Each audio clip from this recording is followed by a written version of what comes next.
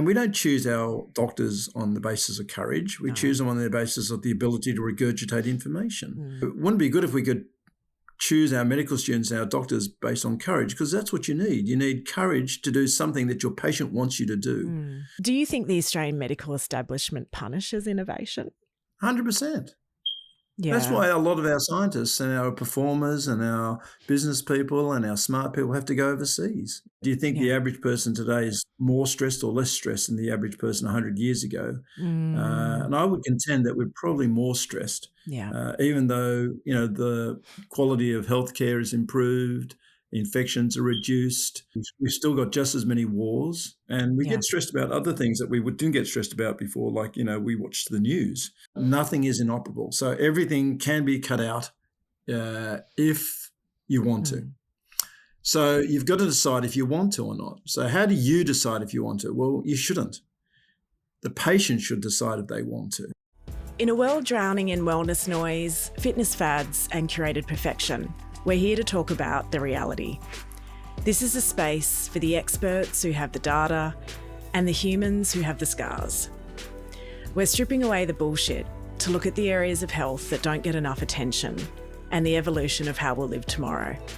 I'm Crystal Perkins, and this is Unfiltered, the truth about being human. I'm Crystal Perkins, and this is Unfiltered.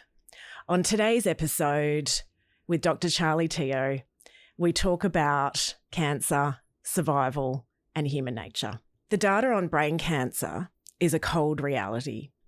5-year survival rates have increased by less than 2% in 30 years.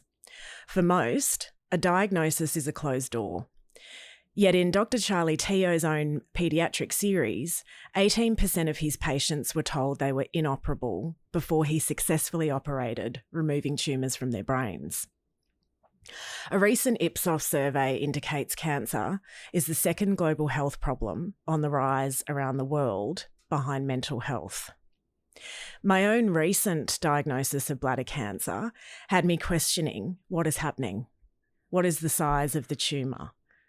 What am I going to do? Is this a sprint or a marathon? I had surgery and I'm now recovering, and I'll be commencing immunotherapy shortly. My brother-in-law died years ago from stage 4 brain cancer, and in his process really didn't have that many symptoms. His eyesight was going and he fainted one day at work. He was taken into hospital and told he was living with brain cancer, but didn't have long to live. A man who is determined to help those with brain cancer as an approach of swimming against the tide is Dr Charlie Teo. Today we're joined by him. He is a world-renowned neurosurgeon who has performed over 11,000 operations. To some, he is a miracle worker. To others, he can be judged as an outlier whose radical approach led to his exile from the Australian surgical system in 2023. As we discuss the innovation and the fallout, I want you to ask yourselves, if high-risk brain surgery was your last chance, would you take it? I'll let you be the judge. Dr. Charlie Teo, welcome to Unfiltered. Great to have you on the show. Lovely to be here, Crystal. I just realised when you said Perkins that you're not related to Charles Perkins, I presume. I am, yes. You are? Yeah, he was, so my great-grandmother, Hetty Perkins, had 13 children. He was one of those. She had 2 sets of twins. My grandmother and Charlie were brother-sister. So in Aboriginal kinship systems, he was my grandfather. Yes. Wow. What a great man. I mean, you're too young to know his impact on Australian politics, but he was a stalwart of doing the right thing by his people. I mean, I don't have to tell you that, I'm sure you know, but when I grew up, Charles Perkins was one of my heroes, very forthright, very outspoken. Oh, just a great person, a great role model. He was put up as like the Martin Luther King of Australia. Yeah, he kind of was. And I guess if there had to be a Martin Luther King of Australian politics, that was him. And he sort of took that on, but it came from, I think, a lot of dispossession and anger and restriction and oppression. Yeah, but that didn't come across. He didn't come across as an angry person. Yes, yeah. So he sort of channeled all of that, which I think, I mean, I remember growing up around him and he was so loving and kind. But you're right, he was fierce in terms of, you know, the challenge to support community and people. And it's interesting you say he was a hero of yours because you're a health hero of mine. And so I was going to ask you that question, who are some of your heroes? So now I know. So that's wonderful. I think we have to remember our history and the people that kind of define society. Yeah, but I didn't quite appreciate that until SBS did one of those episodes of Who Do You Think You Are on me? And when they asked me if I'd like to do it, I go, look, I really haven't that much interest in my past. It's all about the present and the future. And but after doing it and realising my ancestry, it answered so many questions about who I was, you know, my place in the big universe. And, you know, with genes like Charles Perkins in you, you know, you'll beat cancer. Don't worry. I mean, he had amazing tenacity, and so hopefully that's been passed down to you. Thank you. I hope so too. What did you find out on the journey of your ancestry and your it was so funny, Crystal, because I said to them, I guess, I guess I'd be interested if I found out I was a descendant of Genghis Khan. And that would be anyway, incredible. it turns out I wasn't a descendant of Genghis Khan, but my family followed 23 generations back into Chinese history, were instrumental in ridding Genghis Khan of China. Wow. From China. So, they were awarded with these big tablets and banners saying that my family were not only intellectuals, but also courageous soldiers. Against Genghis Khan. So there you go. So you carry that legacy as well then, in the sense of, you know, that tenacity to push boundaries and help, you know, society change. Yeah. Incredible. And a few generations after that, one of my ancestors was basically committed his life to setting up a charity to help others. And I've always thought, you know, I'm not trying to big note myself, but a charity is part of my DNA. And I just thought, now, why don't other people put as much effort into raising money and awareness to help the impoverished and the less fortunate? And, you know, a lot of it's genetic. I mean, I've known very, very good people who are lovely people, but they don't have that gene. They don't have that charity gene in them. And even charity is part of your DNA, you know. That's incredible. Is that how is that measured? Like how do you draw? Well, there are genes. There are genes that code for, you know, you have no idea, Crystal, what we know now about the human genome, that there are genes that code for risk-taking. There are genes that code for charity, for intellect, for sweat glands under your armpits, for wax in your ears. You know, all those little things that you think, oh, maybe they're environmental or maybe they're part of me. No, they're part of your DNA. Yeah. So it is nature, not so much nurture. In the sense I hate to say it's very depressing to hear that, because all parents would like to think that they can mould their children. Yes. But no, science is showing us that it's so much more weighted towards nature than nurture. Yeah. Fascinating. And that's part of the reason why I wanted to have these conversations, because we're trying to understand human nature even more, and how and why things are happening in the world. It's an honour to talk to you, and as I mentioned, I've followed your career for a long time, and as you say, I applaud your philanthropic efforts and the values that you have around charity and genuinely helping others. What, I guess, if we're going back into your history, what first drew you to neurosurgery specifically, not medicine generally, but the brain? Oh, no, it was all pure serendipity. I didn't like neurosurgery. I had no fascination for the human brain. I knew that I was good in my hands, so I wanted to do something surgical, and I love kids, so I decided to do pediatric surgery as my initial vocational sort of track. And then as part of my registrarship, the neurosurgery registrar got an illness and couldn't fulfill his obligations on call, so they asked me to cover him, and I didn't want to do it, of course, because I hated neurosurgery, and so I was thrust into it. And thankfully I had a few mentors who were lovely people who held my hand through it and were great role models. And so it wasn't long. Maybe within 3 months, I was totally consumed by neurosurgery, and I knew then that that was my calling. So, but until then, until I was actually thrust into it, and through pure serendipity, I didn't want to be a neurosurgeon. That's incredible. But you took a liking to it, so actually it found you in that. It found me, Yeah. and it wasn't just a liking; it was like a total passion. Wow. Totally consumed by it. What was it specifically in that process, and how did your mentors help you? Well, I like challenges. You know, we were discussing before we went on air that I'm sure I've got that gene that codes for risk taking, and you know, the other two vocational groups who have an overexpression of that gene are who high performance extreme sports people. Yeah. Surgeons, high extreme sports people, and criminals. Wow. Well, there's a lot of effort in both those categories. There is anyway, a lot. It was. I think it was that. I think it was the fact that it was. Well, it's still a very young specialty, so you can be a pioneer in it. And the most important thing was that it was really high risk, and that challenged me. And I thought I could step up to the plate and rise to the challenge. And indeed, you have. What was it that your mentors did or taught you in the process? I've had a forensic investigator come on recently, and he talked about mentoring in helping others understand, to police and to be in those really difficult situations. And he said they're actually the best thing you can have. What was it about your mentors that helped you? Well, like the expression says, a good teacher teaches, but a great teacher inspires. And I think a lot of it is all about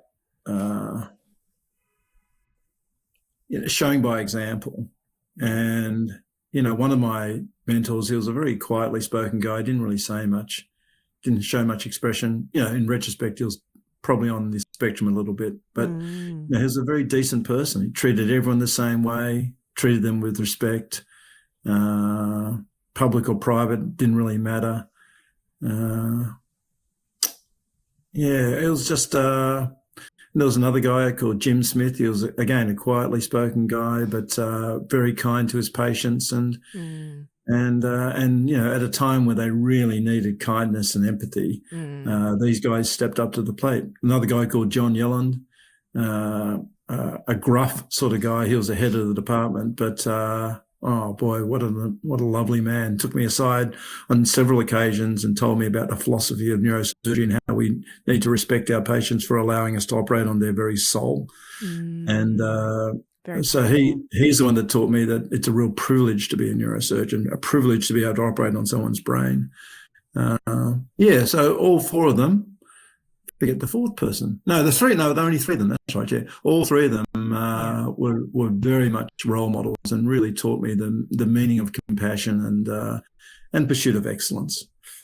Yeah, and wonderful values to have as you're being, shown a process that, as you say, you weren't interested in, but it's opened up your world to many things.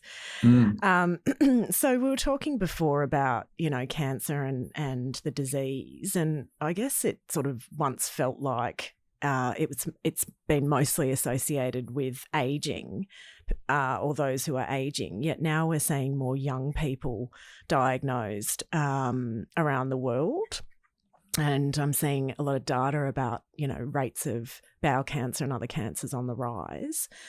What do you think the data is telling us about what's really happening, and have we fundamentally changed the way we live in what our bodies simply can't keep up with? Well, it's a very good philosophical question, because really the species have survived because diseases that kill us or things that kill us sort of become less relevant, and that's how we've survived as a species. It's how all species survive. They mutate to survive, and yet we haven't mutated to beat cancer. Cancer's on the increase. It's still killing us. Yeah. So, it's a very philosophical question about why that's happening.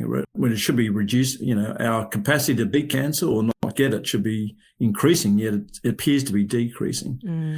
And I think it's because we don't quite understand the genesis of cancer. Some people say it's all genetic, other people say it's mutations, other people say it's environmental and this and that. So now, without really understanding what causes cancer, it's very difficult to beat it.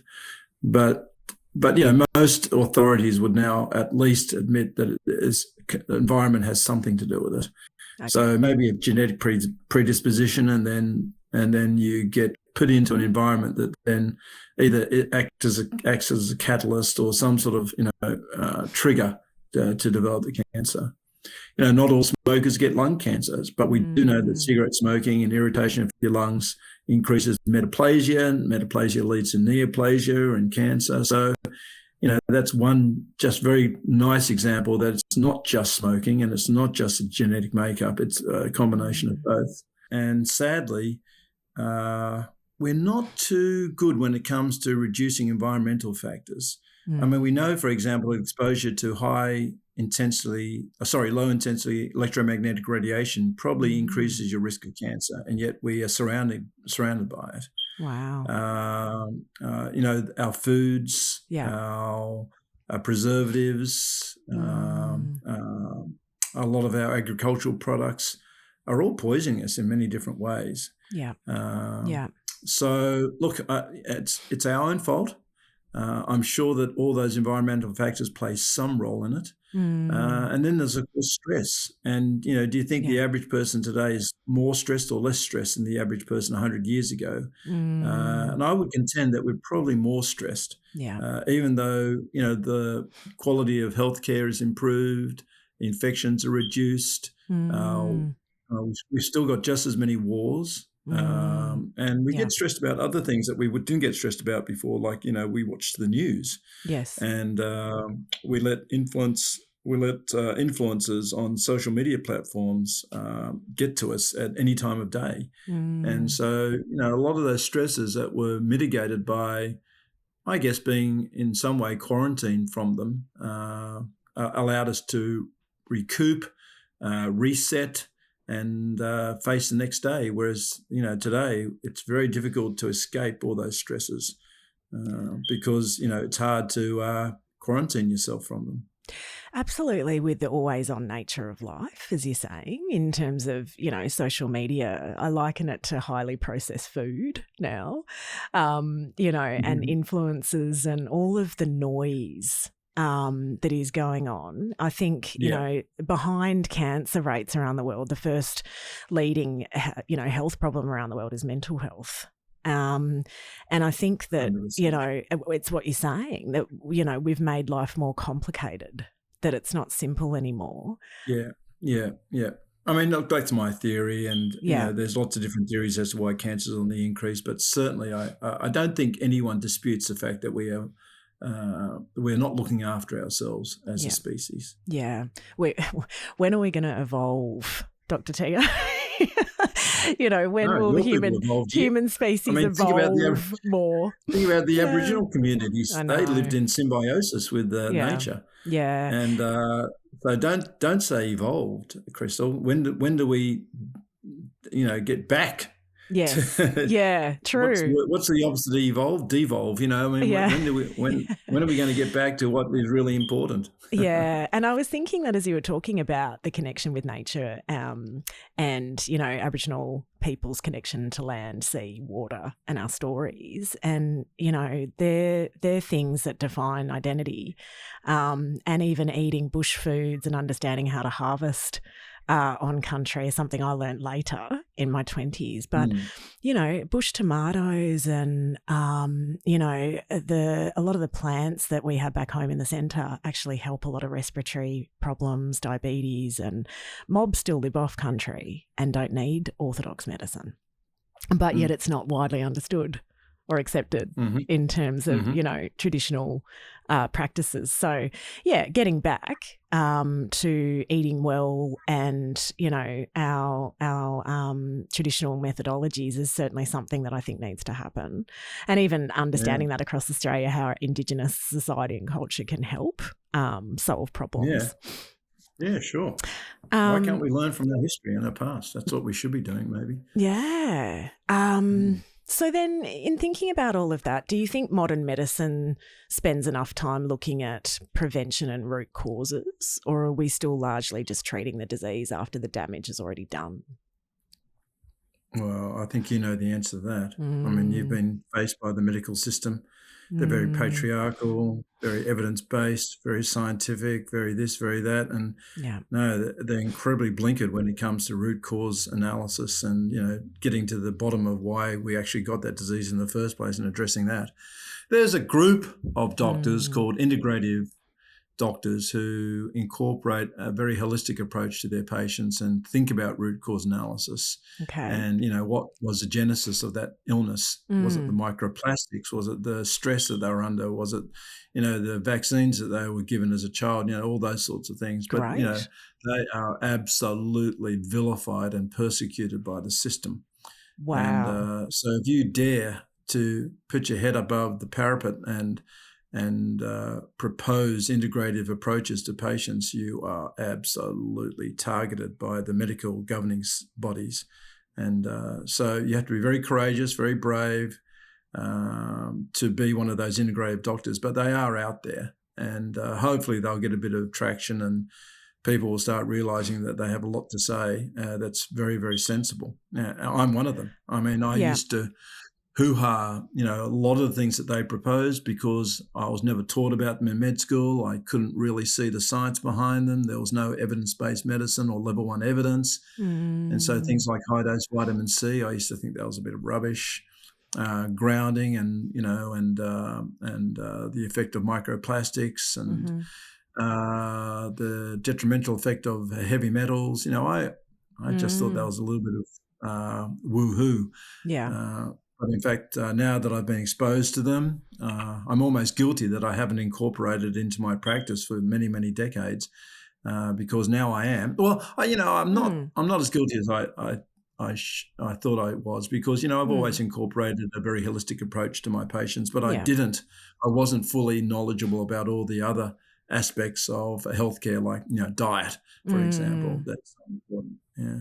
Diet, lifestyle, and all those things you're talking about. But doesn't it go against the genesis of patient-centered care when you're not, understanding the whole person, as you're saying? I mean, why are people being vilified for trying to understand the whole, the ecosystem of a person before they're at the point of dying? Well, you can take it back to some basic tenets of human nature. We're all afraid of what we don't know, fear of the unknown. The next thing is eminence. And just remember that the two factors that reduce your the two factors that reduce your ability to change your thought is eminence and age. So, old people who are eminent in a field, they're the least likely to change their thinking. Right. Why? Because it then takes away their very cred, So the old fuddy-duddy scientist who believes that, this particular disease was caused by this particular agent, if some young upstart comes and questions that, then, he loses his very sort of place in history. And so he's got to reject it. And if he can't reject it, he's got to vilify the person who's exposing him, and so it goes on and on and on. It wouldn't be good if we had a system that actually encouraged or rewarded outside of the box thinkers. Absolutely. And innovation. And disruptive thinkers and people with an open mind. But right from the time you enter medical school to the time you become a professor, it's exactly the opposite. Remember, to get into med school, what do you need? 99.95. How do you get 99.95 and be a well-balanced person? It's very hard. So you've got to be a good rote learner. You've got to put everything else on the shelf while you get into medicine. So socializing, extracurricular activities, sports, all those things take second place to you getting into med school, which means cram, study. Yeah. And then you've got to regurgitate all that information. So you've got to be a good regurgitator of information to get into med school. So then you get into med school, and so what if you don't believe what your professor's telling you, or you think you know something different, or you'd like to think that there may be some other cause? Then if you start questioning your professor, do you think that's rewarded? No, absolutely not. Again, it's all about regurgitation and, respecting what your professor says because he knows best.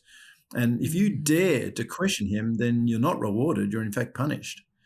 And then you become a doctor. So what happens when you become a doctor? It's all about consensus and MDTs and, towing the party line and all that kind of stuff. And so, again, from the minute you enter med school, you're encouraged to be a non-disruptive thinker, someone who stays well within the box, never challenges dogma, virtually a mini-me of your professor. That's the person who's rewarded.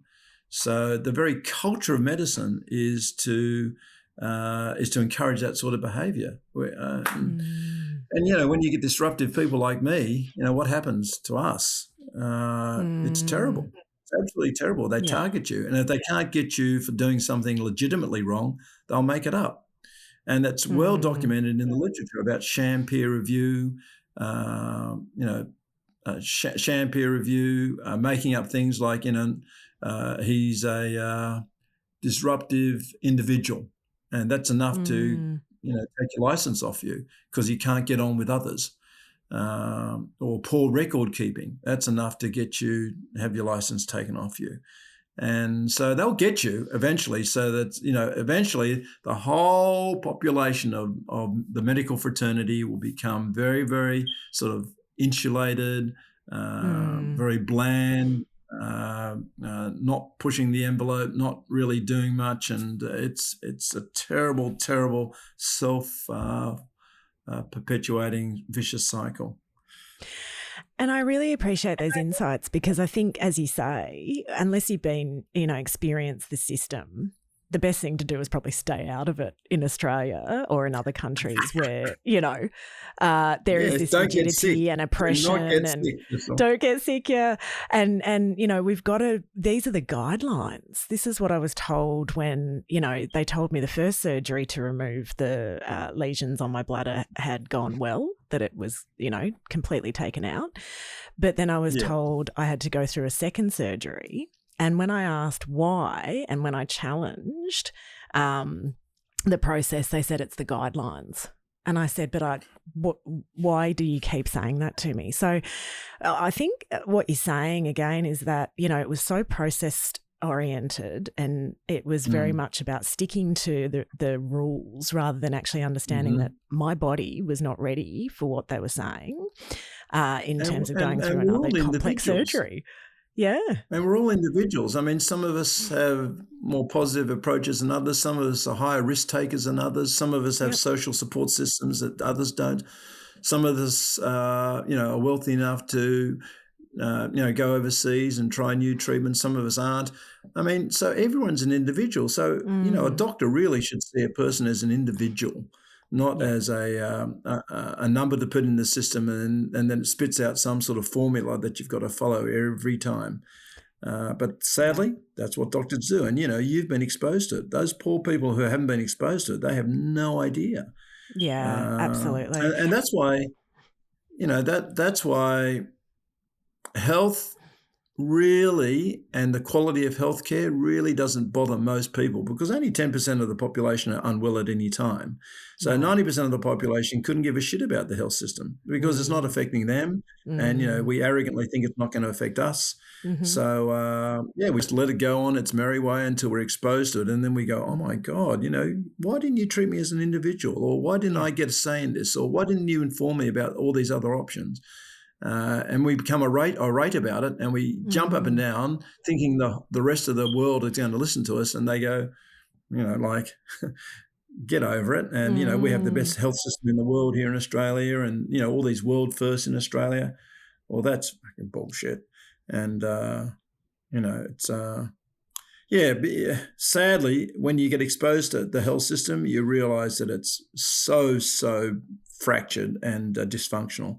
But until you're exposed to it, you have no idea. Or no interest. No idea or no interest. Yeah. Very true. Yes, very true. Unless it's in the budget or some sort of, something's happened, you see on the media, or it's, something's gone wrong, as you say. Yes. You famously stated that inoperable is a matter of opinion rather than technical impossibility. What is the definition of inoperable when it comes to neurosurgery or any kind of surgery? I mean, what does it mean? Is it, again, another technical sort of guideline that's been defined by? Well, sadly, it would take me an entire hour to explain it. But if I could distill it into a few brief concepts, this is what it says. So nothing is inoperable. Okay. You can cut off someone's head if you wanted to.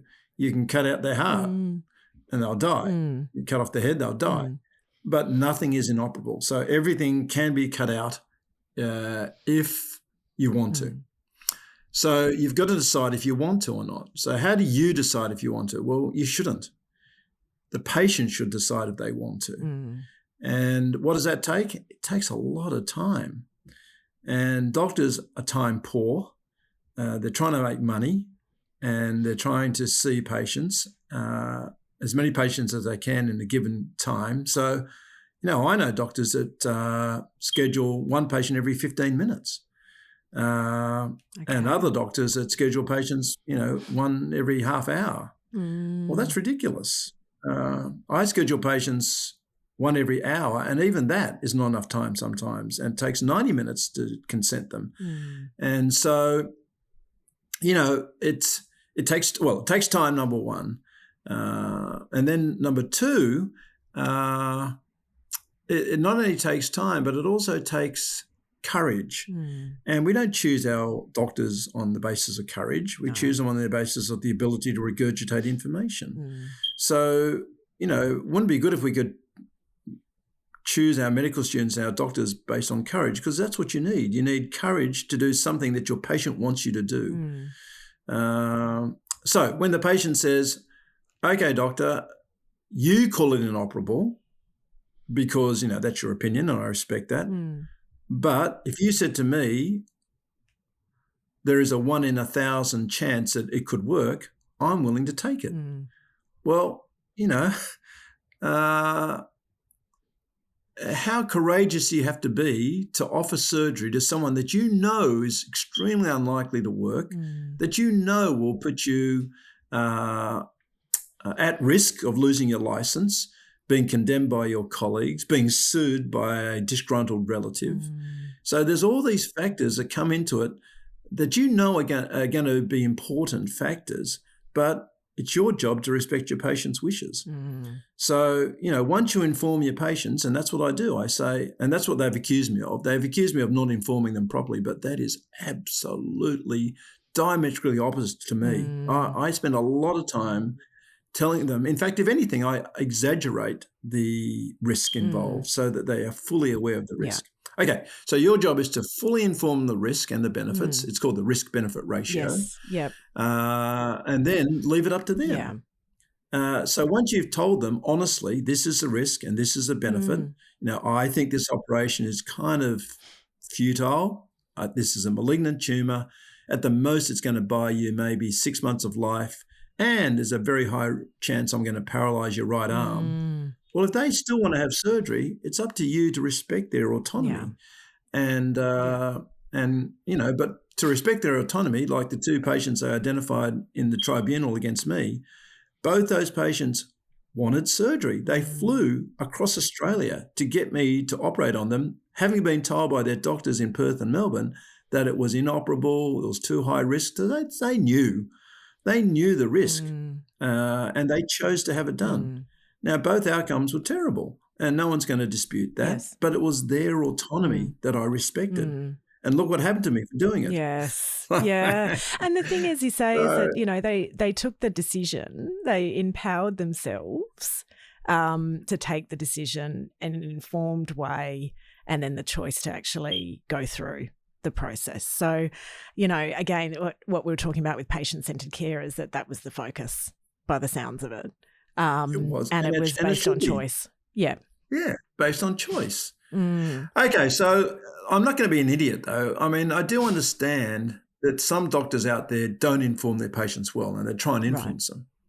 Like if you're into money, for example, and you just want to operate on everyone, even though you know it might not work and it's high risk and stuff, if you're that sort of person, then yes, you're going to sort of influence your patient. Yeah. You're going to say to them, oh, there's not a 90% risk of this operation going poorly. There's only a 5% risk of this operation going poorly. And, oh, yeah, no, those breasts, oh, my God, they're way too big. Yes, they're way too small. You definitely need a breast enlargement. And, so you can kind of influence your patients. So, these governing bodies think about Charlie Teo being one of those people. So, they go, Charlie Teo operated on this patient. The patient didn't do well. Everyone else said it shouldn't be done. The guy's clearly either reckless or money hungry. And so, there are, sad thing about it is that there are reckless and money hungry doctors out there. So we're kind of our worst enemies in the fact that, because there are people like that in medicine, then you can't blame these governing bodies for treating you like maybe you're one of those people, and we've got to rid the public of you. So, my answer to that is, well, if you really think I'm one of those people, just rather than take my license off me, come and sit in my office for the next 6 months and watch how I treat my patients and learn how I consent them and stuff. Don't just, tar me with the same, brush me with the same, tar me with the same brush as all the other doctors. I'm different. Yeah. And it's, as you say, it's this fear of the unknown or a practice that doesn't work within the guidelines, or their ideas of regulation, things like that, that really, I think, places a huge impost on innovation, on patient-centred care. Do you think the Australian medical establishment punishes innovation then? Would you say that? Yes, 100%. Yeah. That's why a lot of our scientists and our performers and our business people and our smart people have to go overseas. I mean, if it was the same all the world around, then, you can't, Australia's like every other country. It's just human nature. But sadly, Australia has a reputation for being worse than other countries in terms of regulation and inhibition or prohibition of innovative thought and innovation, and people who think outside the box and people who are willing to take risks. Sadly, they do have to go overseas. And we're seeing a lot more of it in a range of different fields, health-wise. All fields, Crystal. All fields. I thought it, being so consumed by medicine, I thought it was just in the medical field. But now that I've become like the poster boy of being targeted by the system, I get so many emails and people come up to me and say, well, it's not just medicine, Charlie. It happened to me in business. It happened to this person in law. It happened to that person in entertainment. It's sadly, it is part of our culture here in Australia that innovative, disruptive thinkers and risk-taking people have to go overseas to pursue their dreams. It's not nurtured, and it might come back to that sense of tall poppy syndrome that, we've got here in Australia, and, all of the things about, it's not standing out. And, we really should with a lot of innovation. Well, there's a lot to be said for the tall poppy syndrome. Because remember, the genesis of the tall poppy syndrome was nothing but good. It was all these poor convicts who were sent to Australia, and they weren't bad people. They suffered from being poor and wanting to feed their families. So they would steal a bolt of fabric to feed their families. And so when they came out here, their pledge was, this country will never, ever suffer from the hierarchy and the class distinction of England. We're going to be egalitarian. Everyone's going to be equal. Yeah. And no one will ever be able to think that they're better than anyone else. And so what a great concept that, we're all equal and we're all the same. But sadly, that is now translated into anyone who's better than anyone else has to be cut down to size, except our sportsmen, of course. So Yeah. if you excel at sports, you can boast as much as you like, or you can Yep. excel as much as you like, and we'll reward you, we'll laud you, we'll pay you, we'll hero worship you. Yes. So sportsmen have somehow got away with it. I don't know how, but are there any monuments to scientists? Are there any statues to scientists and people who've dedicated their lives to the betterment of others? No. There are lots of statues to war heroes, to sportsmen, and that seems to be, I don't know, they've escaped that tall poppy syndrome somehow. Yeah, and it's fascinating in that sense because we were talking about mentors and role models before, and that's sort of what we're seeing. You're still seeing the statues of these sorts of figures thinking that that's what we need to aspire to, when actually, society is made up of many different skill sets and people and diversity of experience. But on the front of athletes and elite culture or elite performance, you've actually compared your surgery, I guess, to being that of like an elite athlete. And you've mentioned you also like fast bikes and speed. So I'm really fascinated by that as well. But how then, does that translate? How do you prepare for surgery, both mentally and physically? And is it a bit of an adrenaline rush as well? Have you got to sort of balance that, ability to perform?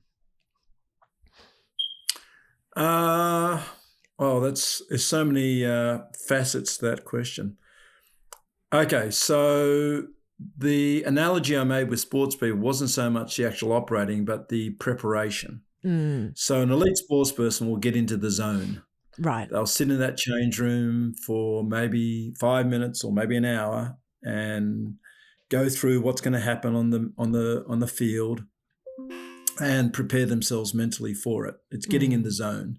Okay. And I strongly advocate that for a surgeon because there's a concept called a chain of errors. Okay. And a chain of errors is a term that was raised and generated by our pilot colleagues. And so to reduce bad things happening when you fly a plane, they talk about mitigating risk by identifying an error early and and doing something about it. Because one error will lead to another error, lead to another, and then disaster.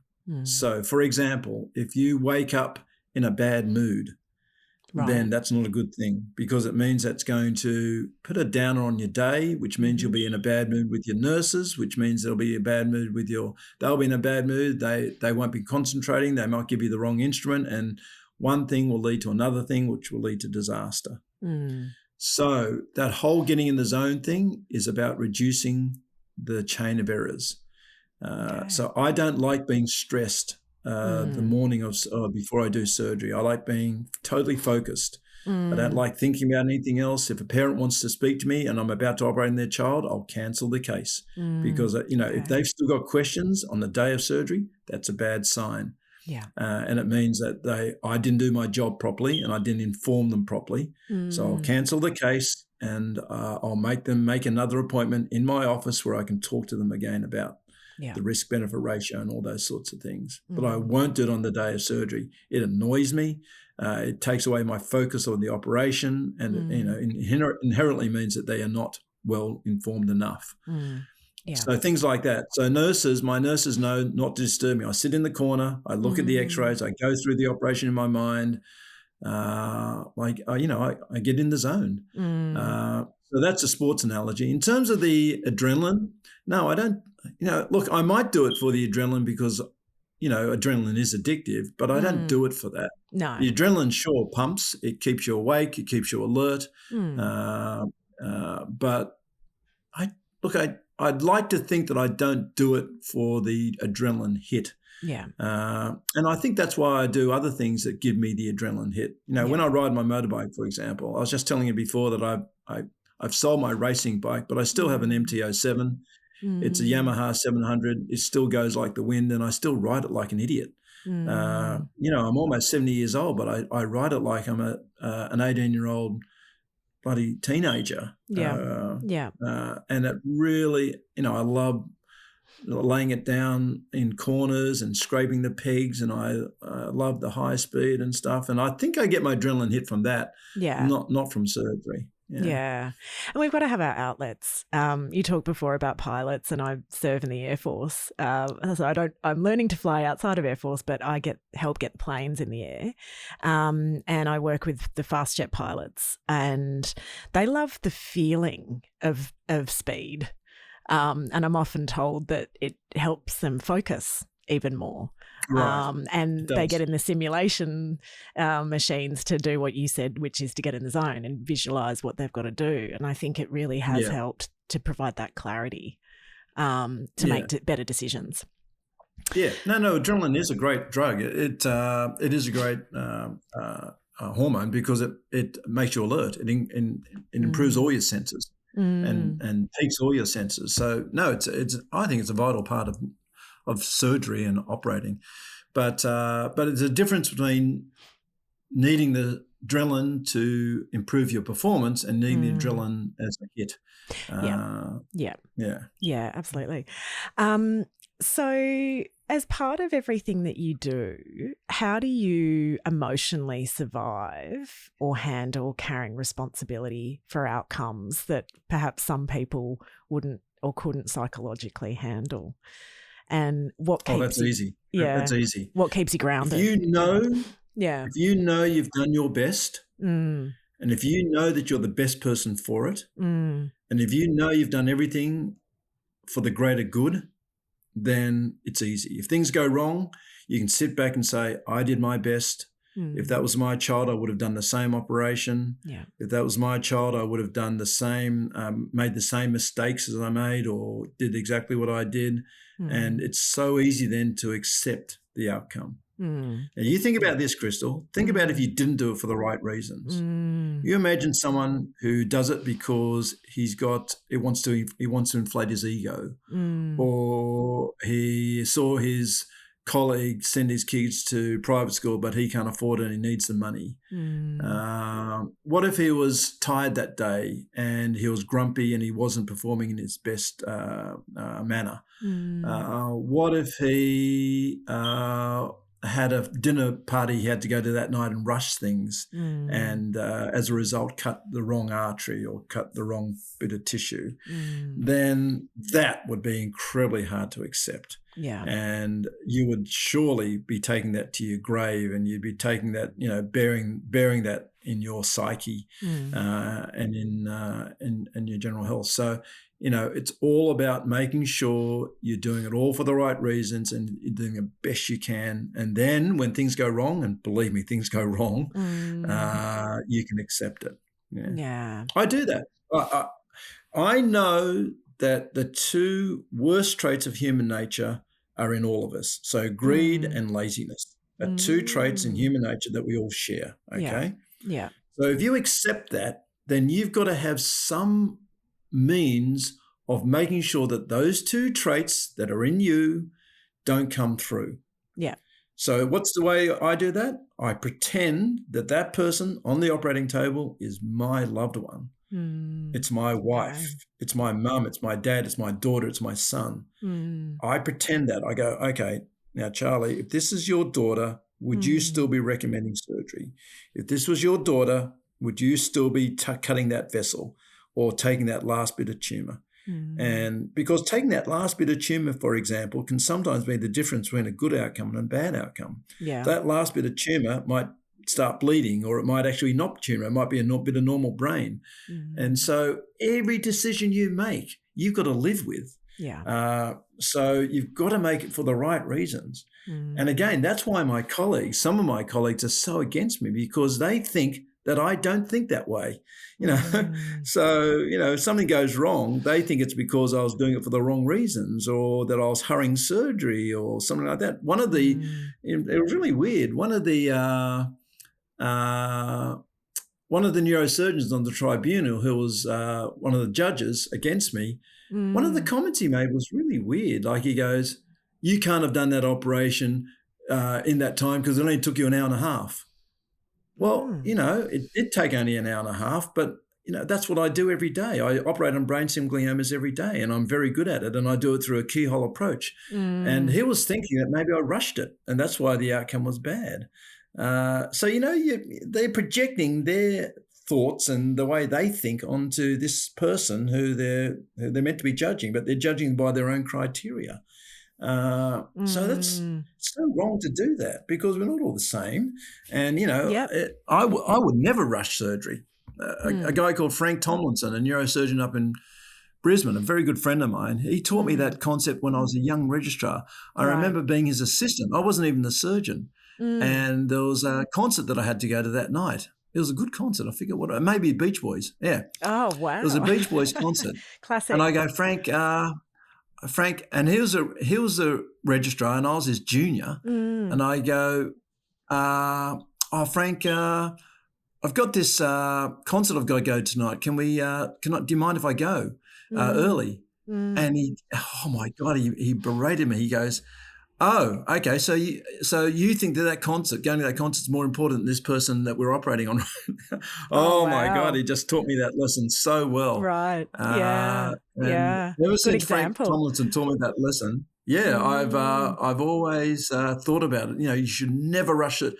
If that was your daughter, would you want your surgeon to be rushing surgery because he had to go to a concert or a dinner party? Absolutely not. And yet some people do. Yeah. Some people do, and that's why, again, they judge me because they're like that, but I'm not like that. Wow. So much of it, as you say, is perception and projection, which, I've just learned a lot in what you've been through. If that's the case around, a family or a person being told by one hospital, that they can't do anything, that it's the tumour or the disease is inoperable, what then should, the Australian system guarantee happens next? I mean, can it really all be, lost? Oh, what a probing question, because I would love to say, no, Crystal, let's be optimistic. Let's, of course that's a very important concept and something we should revere and we should respect and we should treasure and we should protect. But no, it's sadly, I'm going to tell you, Crystal, it's the opposite. Look, you think about it now. Think about a good, young, technical neurosurgeon who is sitting in an MDT and the boss says, because he's not so good and he doesn't know about this latest technology, and the boss goes, no, inoperable, next patient. Do you think that young neurosurgeon is going to go to that patient and go, actually, my boss said no, everyone at the MDT said no, but, I think I can do it and I'm going to now do it. Oh, but what happened to Charlie Teo? Well, I'm hoping that's not going to happen to me. So the worst thing about the Charlie Teo story is that it proves everyone right. Yeah. It says, if you dare to challenge the status quo, this is what will happen to you. And by way of example, look at Charlie Teo. No one has said he's a bad surgeon. He's revered all around the world. Doctors from Johns Hopkins and Yale and Harvard send their residents to learn from him. But he dared to challenge the status quo. And now, look what's happened. We've won. He can no longer operate in Australia. So these poor young surgeons coming up through the ranks, when they see what happens to me and, oh my God, it must be so confronting to them. Yeah. And so I don't, if you want to survive, if you want to maintain your professional life, sadly, you have to toe the party line. And this is where the party line sometimes, Crystal, is, a chain is only as strong as its weakest link. Remember that. Yeah. So all it takes is some weedy little non-risk-taking, nerdy fucking doctor in an MDT to say that's inoperable, and everyone has to say it's inoperable. Yeah. Look, again, that's where the minority can sway the majority, not in a good way. In terms of my thoughts on it. But, in that that's one of my questions later as well about your advice to young upcoming surgeons. So we'll definitely get to that.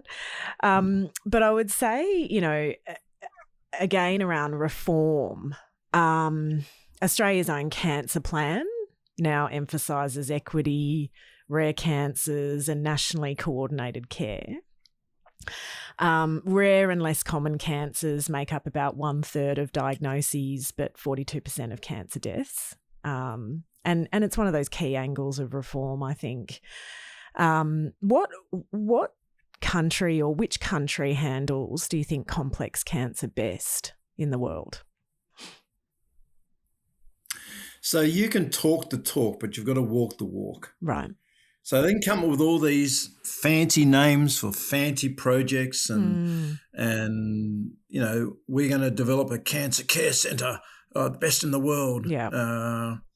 But, make sure it is the best in the world. Yeah. And if you really want it to be the best in the world, you've got to start accepting that some treatments don't have evidence base behind them yet. Right. They will eventually, but they don't have level 1 evidence behind them. Right. So you want to find a country where there's regulation, but not too much regulation. I mean, I don't know. Look, I'm not a politician. Yeah. I'm certainly not a bureaucrat. I don't know how to do that. But you need a system where you encourage innovative thought. You accept that there are some things that don't have level 1 evidence. I mean, God, there is no level 1 evidence that wearing a parachute when you jump out of a plane is any better than not wearing a parachute. Yeah. No one's done a double-blind study on that. No one's proven that the survival rate wearing a parachute is any better than not wearing a parachute. It just inherently makes common sense. Yeah. So you need a system that allows some common sense, but not sort of cowboys and not, look, it's very difficult, but I hate to say it, but at the moment I've got that system in China. Okay. Yeah. In China, they allow me to do what I do. They allow scientists to come over there and use treatments that haven't been proven yet.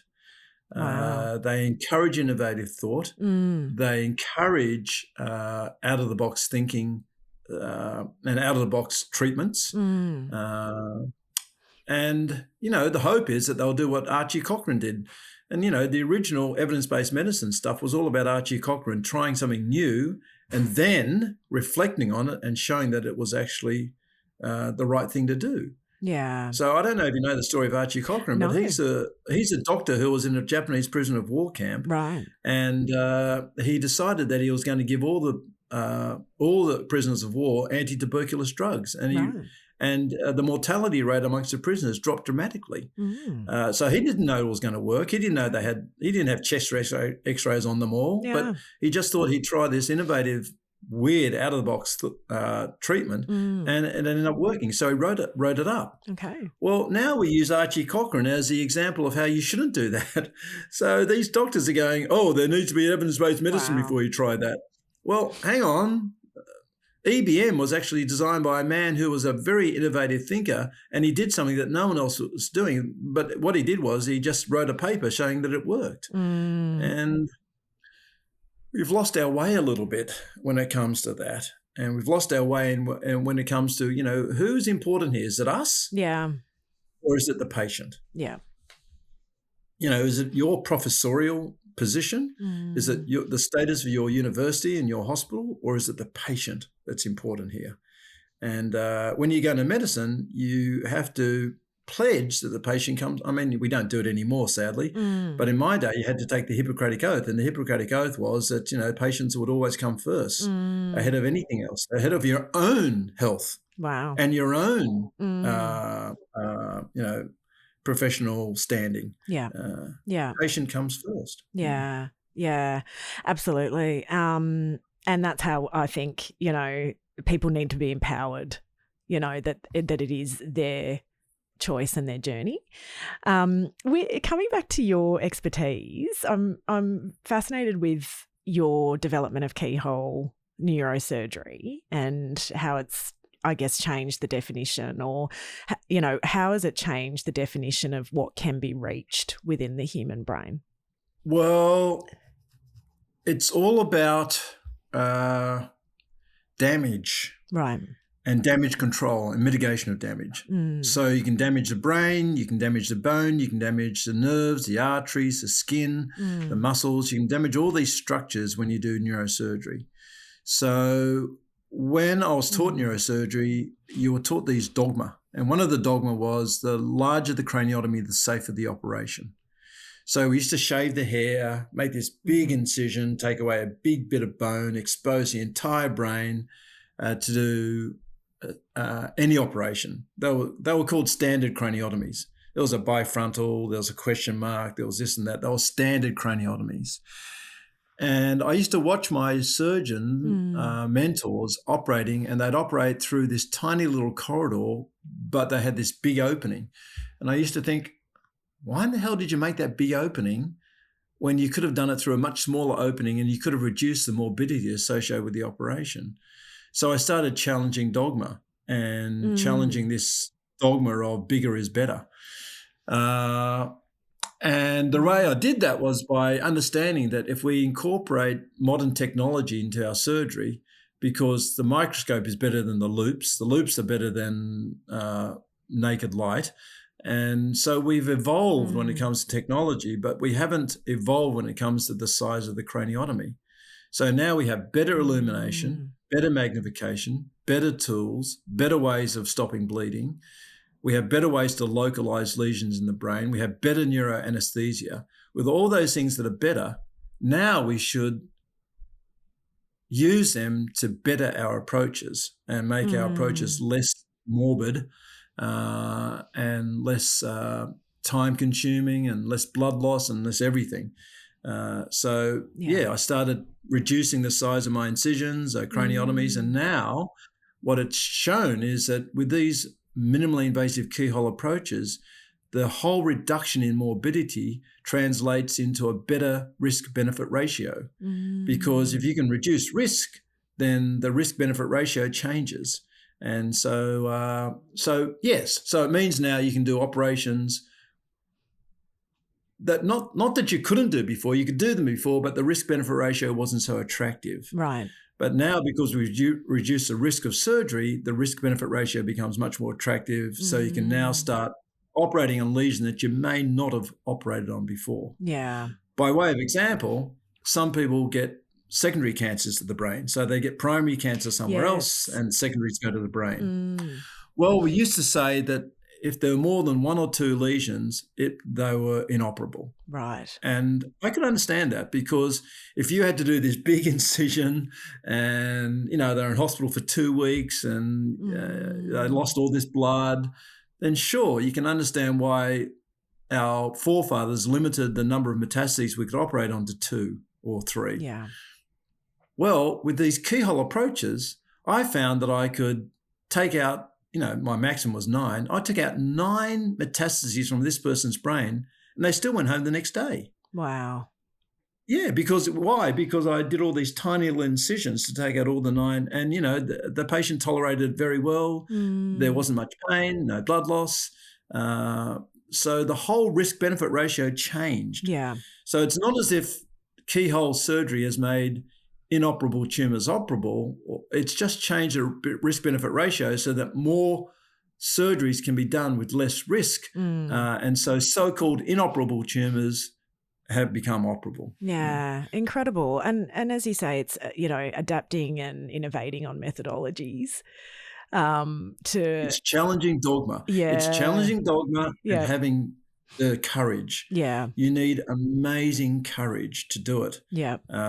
Because, everyone's watching, everyone's going, you can't do that. They've got their knives poised at your back. You've got lawyers wanting to sue you. You've got, you've got everything coming at you. Yeah. You're doing it for all the right reasons. You want this patient to do better. You want the whole discipline of neurosurgery to improve. So you're doing it for all the right reasons, but everyone's going to come at you if it fails. Yes. So that takes an enormous amount of self-belief, courage, and some people call it arrogance, but there's a very fine line between arrogance and self-belief or confidence, self-confidence. I'm hoping that I haven't crossed that line. Yeah. I'll be the first to admit that a lot of people would see it as arrogance, that I'm operating on this, Charlie, you're operating on a case that 4 neurosurgeons, all with more experience than you, all senior to you, have called inoperable. How dare you? That's incredibly arrogant. And so I can understand that, but I'm hoping that it's more self-confidence than arrogance. Yeah. And often, as you say, we don't step out of the comfort zone, that complacency can keep us comfortable, that, we're not able to step outside the square or think outside the square, and taking that courage to do that is sometimes the action that's needed in life, I think, to get things done. But so that's perfect what you said then, Crystal, because it's more than just courage. Yeah. If you want to do what I'm doing, yeah, you've got to upskill. So that means you've got to do a course, or you've got to do a lot of learning. Yeah. You've got to get out of your comfort zone. And you're absolutely right. We're creatures of habit, and we love, routine and love staying in our comfort zone. You've got to then take a financial hit, because when you go overseas and train for 6 months or do a course, it costs you money. You're losing money because your practice has still got overheads. And you're putting your neck on the line, your head on the block. Yeah. So would you rather do that, or would you rather vilify and persecute the person who's challenging the status quo? I'm telling you, it's a whole lot easier to say some bad things about Charlie Teo than to do what he's doing. It's very easy to vilify and to persecute someone than it is to upskill. I love that saying, the loud man often, the loudest person often judges, the quiet person just does. And I think, but I'm not quiet. I think it's really interesting. If you sit in a room, I often see who's the loudest person in the room, and then what's their test? Are they actually doing anything, or is it just noise? So it's quite funny. You were talking about methods. You're talking about changes to how you push dogma in practice. What do you think's happening with artificial intelligence in the field? I'm seeing real-time data feeds into operating theatres. How are these tools perhaps acting as a safety net, or are they acting as a proactive safety net to prevent the unnecessary removal of brain tissue? Is the introduction of AI or this sort of technology raising further ethical complications as well? The short answer is yes. I mean, anytime you take away the human factor from a discipline that requires a human factor, then there's going to be repercussions. Yeah. Now, if you were in a game where the human factor meant nothing, i.e. emotion, communication, feelings, love, kindness, compassion, then sure, AI is going to just do nothing but improve your lot and your efficiency. But when you take away medicine I think it's all about the human factor.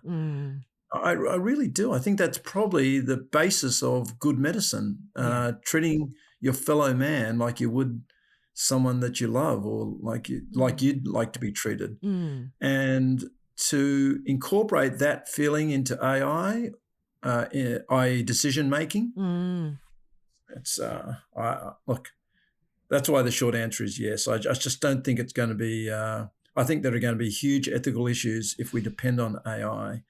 Rather than, gut feeling, for example. My gut feeling is that this person will do better if I do this or do that. Yeah. And how do you translate gut feeling to AI? It's very difficult. Very difficult, and it's all so many unknowns in terms of the capacity and capability of AI. AI is here to stay, and we should embrace it. Yeah. But we all should also understand it has its limitations. Yes. And its roles. Its role is not for everything. Like Elon Musk coming out and saying that doctors are going to be superfluous in 3 years' time because of AI. That's fucking bullshit. What do you think? Yeah. No. I mean, it's going to help us, I'm already using AI in one of my imaging applications, and Right. so it definitely needs to be incorporated into medicine. But no, it has to be incorporated, knowing full well that medicine has, by definition, its platform or its raison d'etre is all about humans being kind to humans. Yeah. And that's right. I mean, Elon's talked about the fact that a lot of employment categories will be wiped out, that will end up with a, universal basic income. We won't need superannuation, that it'll be robotics and AI that sort of takes over.